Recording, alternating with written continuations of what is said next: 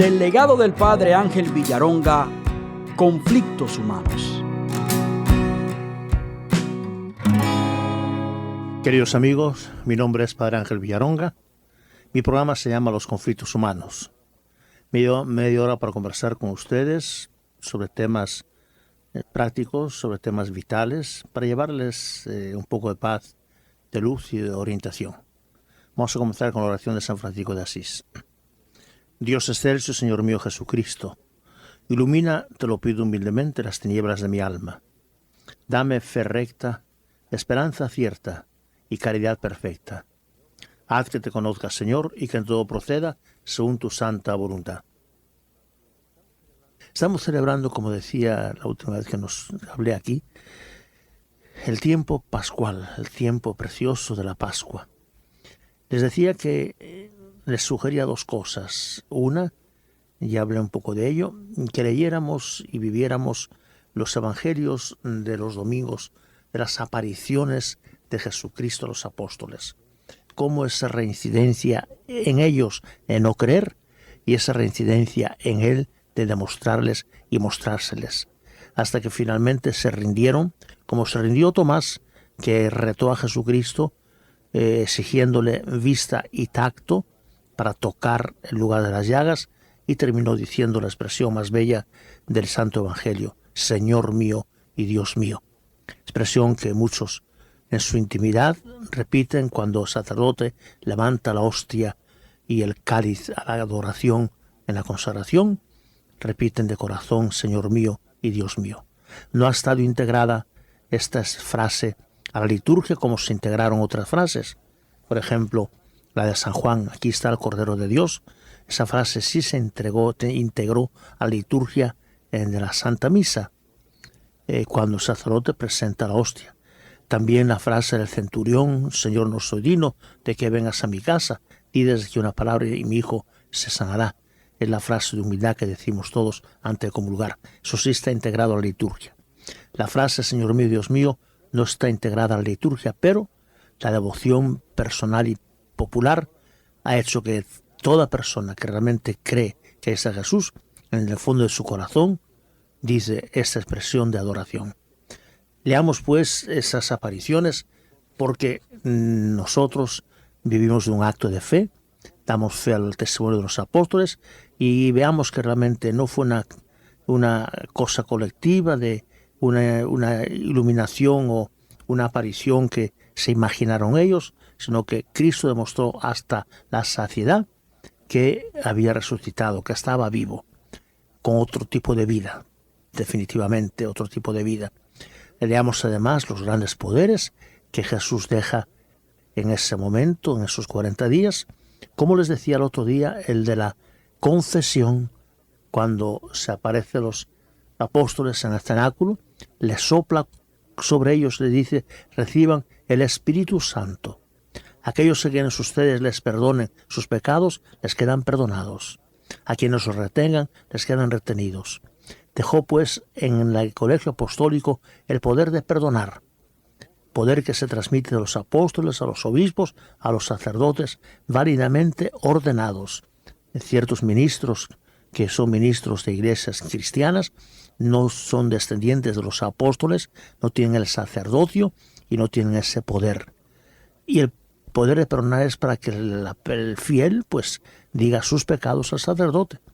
La confesión tiene que ser personal, como tantas veces se ha dicho, y existió siempre toda la iglesia, incluso las iglesias históricas, los anglicanos, los luteranos, tienen confesión personal e individual con el sacerdote.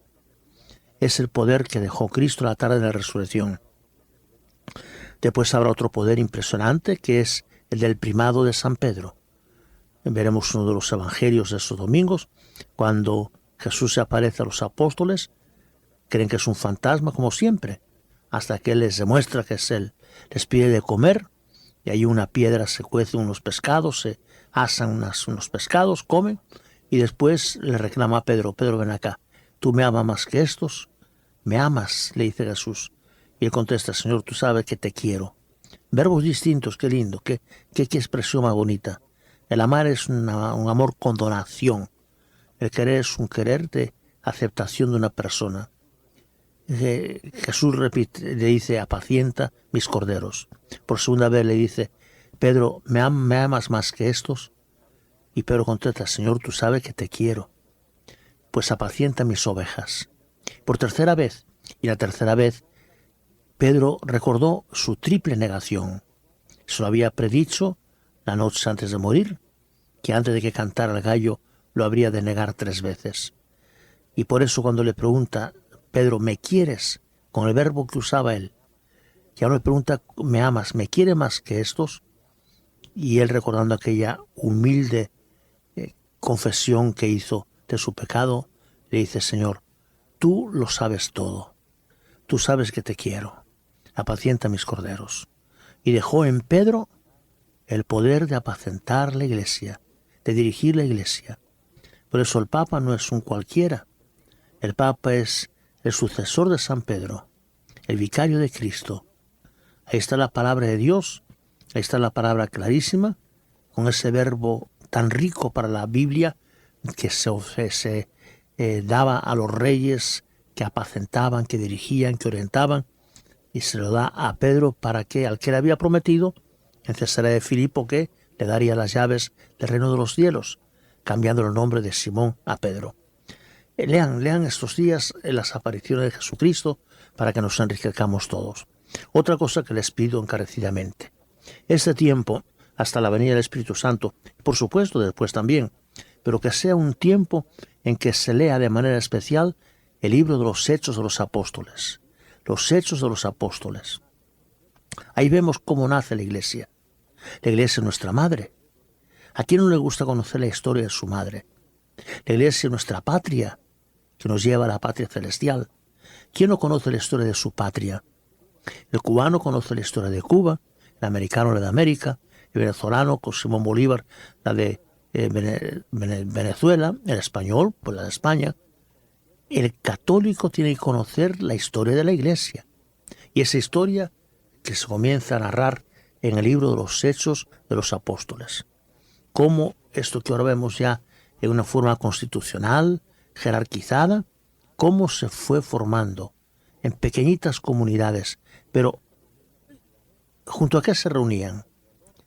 La reunión era alrededor de la fracción del pan, de la Eucaristía. Eucaristía, como lo entendieron los apóstoles, que vieron la primera Eucaristía. Esto es mi cuerpo, esta es mi sangre. En adelante haréis esto en memoria mía. No es un simple recuerdo, no es un simple memorial. Es una actualización. El sacerdote recibe de parte de Cristo el poder de actualizar su presencia viva, como está en el cielo, ahora entre nosotros. Por las palabras sacramentales, esto es. La palabra de Cristo era eficaz, realizaba lo que decía. Cuando dijo esto es, no quiso decir esto significa.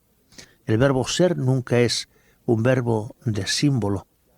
Es un verbo esencial. Esto es mi cuerpo, esta es mi sangre.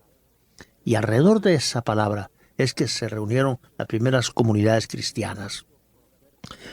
Qué lindo conocer el espíritu de aquella gente. Un espíritu de entrega, de generosidad, de sacrificio, de caridad. De que, por supuesto, después se fueron metiendo los defectos humanos, que siempre es el pecado de la Iglesia, el pecado de los hombres. Pero los comienzos fueron realmente lindos. La gente se amaba. Esa palabra que hace falta revivirlo hoy día.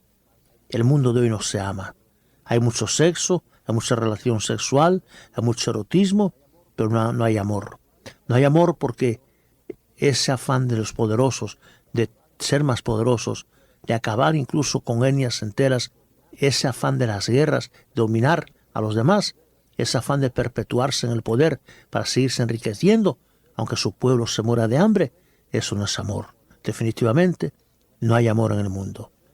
En ese sentido, prácticamente los hombres hemos hecho fracasar la palabra de Dios. En esto conocerán que son mis discípulos si os amáis los unos a los otros. Y no digamos que nosotros sí, ellos no. No, porque muchos que nos llamamos cristianos no tenemos amor. Tenemos hogares disfuncionales, tenemos hogares rotos, tenemos hogares tristes, tenemos hogares separados, tenemos hogares donde se llora. No hay amor. Esa es la razón por la que nosotros en el movimiento familiar cristiano reiteramos y damos cada mes un encuentro conyugal para que las parejas se reúnan en fin de semana, recapaciten, vuelvan a su amor verdadero, salven esos hogares, no dejen niños traumatizados que serán la desgracia después el día de mañana. Y por eso tenemos encuentros y reencuentros para salvar la familia. Porque es triste que los que somos cristianos no hayamos aprendido la palabra de Jesucristo. Amaos los unos a los otros como yo os he amado. Él amó hasta la muerte total, hasta la donación total. Amar no es que yo me sienta bien, que yo sea muy feliz. Amar es hacer feliz a la otra persona y dejar yo lo mío para que el otro y los otros sean felices. Entonces veremos cómo nace esa iglesia de Cristo a la que pertenecemos nosotros por el bautismo. Y nos enriqueceremos al tener conocimiento de los libros de los Hechos de los Apóstoles. Hay una cosa fundamental por la cual entonces podemos decir si estamos en la iglesia de Cristo o no estamos en la iglesia de Cristo. Descubriremos que hay 5 cosas que son esenciales para esa iglesia que Cristo dejó fundada, para esa comunidad de fe, para ese reino que Cristo quiso instaurar en este mundo. Primero, la iglesia tiene que ser una comunidad de fe. No importa el edificio. Aunque no haya edificio, puede haber iglesia. Se ha confundido la palabra iglesia, asamblea con iglesia, edificio. Y eso muchas veces es lo que hace la confusión. Por supuesto, necesitamos un lugar para reunirnos y tenemos las iglesias. Pero eso es lo menos importante. La iglesia es una comunidad de fe. Comunidad quiere decir personas que tienen el mismo bautismo, el mismo Padre, la misma fe, la misma esperanza.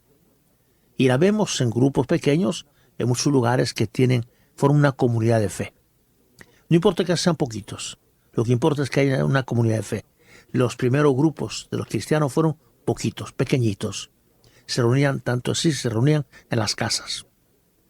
No había templos todavía, ni catedrales, ni basílicas, ni iglesias. Así que la primera iglesia se formó en los hogares. Por eso al hogar se le llama hoy día la iglesia doméstica, la eclesiola, como decían los antiguos. El diminutivo de eclesia es eclesiola, iglesita.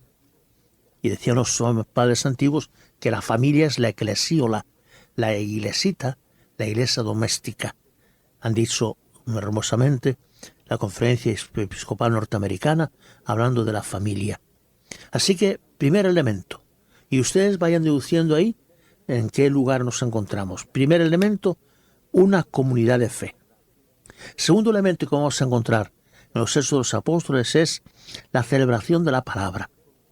El apóstol en aquel momento, después al ir creciendo, pues los delegados de la palabra, los presbíteros, eran los que daban la palabra. Palabra del Antiguo Testamento, por supuesto, ellos comenzaban con el Antiguo Testamento. Ellos estaban formando y viviendo y haciendo el Nuevo Testamento. Nosotros somos enriquecidos porque tenemos Antiguo y Nuevo Testamento. Y esta celebración de la palabra entra siempre en nuestras misas. Nuestra misa es esto. Tiene estas 5 características.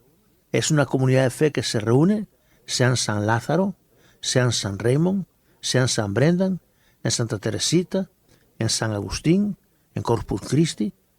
Una comunidad de fe. Entonces viene como segundo elemento la celebración de la palabra. Se proclama la palabra de Dios. Los domingos, 3 palabras de Dios. El Antiguo Testamento, casi siempre, con excepción de este tiempo pascual, que se toman casualmente la primera lectura de los Hechos de los Apóstoles. Antiguo Testamento, Nuevo Testamento y el Evangelio, que lo proclama el sacerdote o, si hay diácono, el diácono. Y esa palabra se explica, que es la homilía. Se proclama la palabra en esas lecturas solemnes. Y el Concilio Vaticano II nos recuerda que cuando se proclama la palabra de Dios en el acto litúrgico de la Santa Misa, Es Cristo mismo, en medio de nosotros, el que nos habla. Por lo tanto, celebración de la palabra. El mensaje de Cristo es esencial para la Iglesia. Tercero, el memorial de la muerte y resurrección de Jesucristo. La actualización de esa muerte y resurrección, que es lo que hace la Eucaristía. Haréis esto en memoria mía. Recordando, pero actualizando. No es un simple recuerdo, es mucho más que esto. Es esa presencia. Cristo no hizo la Eucaristía para los 12, la hizo para los 12 y posiblemente las mujeres que estaban allí, que no aparecen en el Evangelio, y posiblemente su Madre Santísima, que estaba allí, definitivamente no aparece en el Evangelio, pero el Evangelio no da todos los detalles. La hizo para ellos, pero la haría para toda la Iglesia. Por eso ordenó aquella noche a los primeros 12 sacerdotes: haréis esto en memoria mía. Les dio el poder de hacer eso mismo. Sí que se hace ese memorial, no simple como un recuerdo ni una obra teatral, sino como obra del Espíritu que santifica el pan y el vino. Por la palabra sacerdotal lo convierte en el cuerpo, la sangre de Cristo. Es el tercer elemento. Cuarto, la comunión de ese cuerpo y de esa sangre en un contexto de comida. Es la comunión, es la Eucaristía que se comulga. Ya se recibió la palabra primero, ahora se come el cuerpo y la sangre de Cristo. No un recuerdo, está presente, verdaderamente, realmente, sustancialmente presente.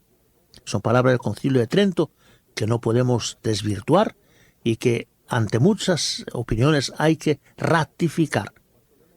Esa es la comunión, es el cuarto elemento de esa celebración eucarística y alrededor del cual se fundó la Iglesia. Y el quinto elemento es el compromiso misionero y el envío. Como mi Padre me envió, así os envío yo. Id y enseñad a todas las gentes, bautizándolas en nombre del Padre, del Hijo y del Espíritu Santo. Cada misa tiene que tener un compromiso y un envío. Cada misa no puede terminar en la iglesia. La misa tiene que salir a la calle. La misa tiene que salir a las casas, al hogar primero, antes que nada, al trabajo, a la diversión, al lugar de recreación, al lugar donde nos ganamos el pan de cada día.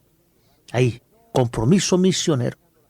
No engañando a la gente, ni hablándoles, ni atormentándolos, sino dando el testimonio vital, como decía San Nilo, aquel santo del desierto. Mi interpretación de la Biblia es mi vida.